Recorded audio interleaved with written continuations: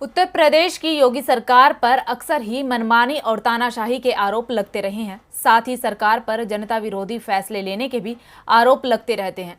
ऐसे में पिछले दिनों यूपी में राशन कार्ड से जुड़े एक मामले ने तूल पकड़ा, जिसके बाद विपक्ष ने योगी सरकार के खिलाफ मोर्चा खोल दिया।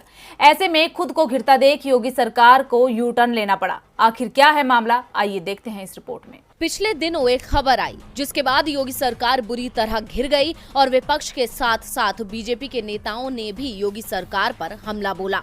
ऐसे में खुद को घिरता देख योगी सरकार ने अपना फैसला बदल लिया, या ये भी कह सकते हैं कि सरकार अपना फैसला बदलने पर मजबूर हो गई। और ये मामला है राशन कार्ड सरेंडर करने और अपात्रों से रिकवरी करने का मामला। दरअसल पिछले दिनों एक खबर ने लोगों की नींद उड़ा दी थी, जिसमें कहा गया था कि योगी सरकार ने राशन कार्ड सरेंडर करने के निर्देश दे दिए हैं। विभिन्न जिलों में जिलाधिकारियों ने आदेश जारी कर दिए हैं कि जो अपात्र हैं वो अपने राशन कार्ड सरेंडर कर दें। ऐसा न करने की स्थिति में उनसे वसूली की जाएगी। इसका परिणाम ये रहा कि राशन कार्ड सरेंडर करने की होड़ मच गई। केवल अप्रैल माह में ही 43,000 लोगों ने अपने राशन कार्ड सरेंडर कर दिए। मई माह में आंकड़ा इससे भी पार जाने की स्थिति में है, जिसके बाद इस पूरे मामले में योगी सरकार बुरी तरह घिर गई।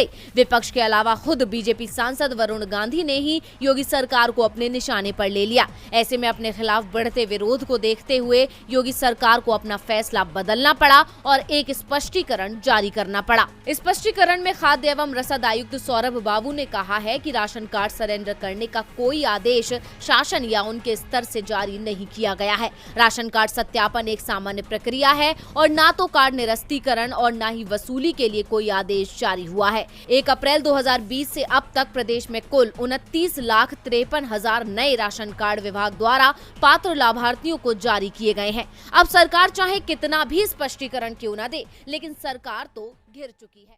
मध्य प्रदेश में भले ही अभी पंचायत और स्थानीय निकाय चुनाव की सरगर्मी हो, लेकिन कांग्रेस की नजर तो 2023 के विधानसभा चुनाव पर टिक चुकी है। पंचायत और स्थानीय निकाय चुनाव में उसे तैयारी का एक और मौका दे दिया है। इसीलिए कांग्रेस अपनी हर रणनीति विधानसभा चुनाव को ध्यान में रखकर बना रही है। कांग्रेस की नजर बीजेपी के मजबूत किले पर है, तो कैसे कांग्रेस बीजेपी के गढ़ में लगाएगी सेंध, देखते हैं रिपोर्ट। मध्य प्रदेश में मौसम के साथ साथ सियासत ने भी पारा चढ़ा रखा है। तपती गर्मी में भी कांग्रेस की सक्रियता ने बीजेपी की नींद उड़ा के रख दी है। कांग्रेस ने अभी से ही 2023 के विधानसभा चुनाव में बीजेपी के मजबूत किले में सेंध लगाने के लिए तैयारी शुरू कर दी है। एक दिन पहले पूर्व सीएम कमलनाथ के निवास पर हुई कांग्रेस विधायक दल की बैठक में ये फैसला हुआ है कि जिन सीटों पर कांग्रेस को लगातार हार का सामना करना पड़ रहा है और जिन सीटों पर बीजेपी लंबे वक्त से बड़े अंतर के साथ जीत दर्ज कर रही है, उन सीटों पर कांग्रेस चुनाव के 6 महीने पहले उम्मीदवार घोषित कर देगी, जिससे पार्टी उम्मीदवार को प्रचार के लिए पर्याप्त समय मिल सके।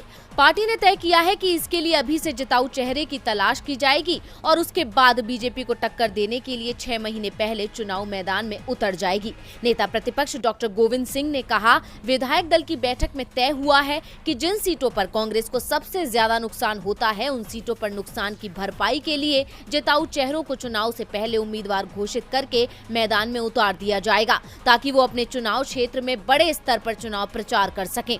पार्टी इसके लिए सर्वे को आधार बनाकर उम्मीदवार तय करेगी। मध्य प्रदेश में 70 विधानसभा सीटें ऐसी हैं जहां 2018 के चुनाव में कांग्रेस बीजेपी के उम्मीदवार से कम अंतर के साथ हार गई थी। साथ ही कुछ सीटें ऐसी हैं जहां बीजेपी लंबे समय से जीत दर्ज करती आ रही है। बीजेपी की परंपरागत सीटों पर टक्कर देने के लिए कांग्रेस नए पुराने चेहरों के सहारे उतरने की तैयारी में है, ताकि चुनाव तक पार्टी का चेहरा बीजेपी के मुकाबले खड़ा हो सके। कांग्रेस की इस रणनीति ने बीजेपी खेमे में अभी से बेचैनी बढ़ा दी है। राज्य में बढ़ती महंगाई और बेरोजगारी से भी लोगों में खासी नाराजगी है, तो इस बार कांग्रेस हर हाल में मध्य प्रदेश फतेह करने का मन बना चुकी है। ऐसे में उसकी ये रणनीति कितनी कारगर साबित होती है, ये तो चुनाव के बाद ही पता चल